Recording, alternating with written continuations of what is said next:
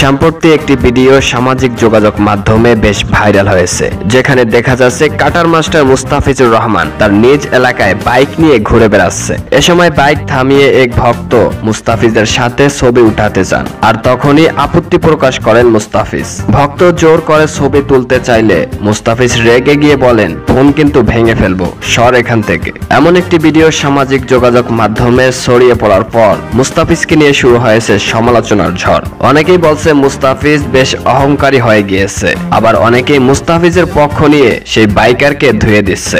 একজন মানুষের পার্সোনালিটি থাকতেই পারে, তাই বলে কি সব জায়গায় ছবি কিংবা ভিডিও উঠাতে হবে? প্রিয় দর্শক, মুস্তাফিজের এই আচরণটি আপনারা কিভাবে দেখছেন? আপনাদের মতামত জানাতে পারেন কমেন্ট বক্সে।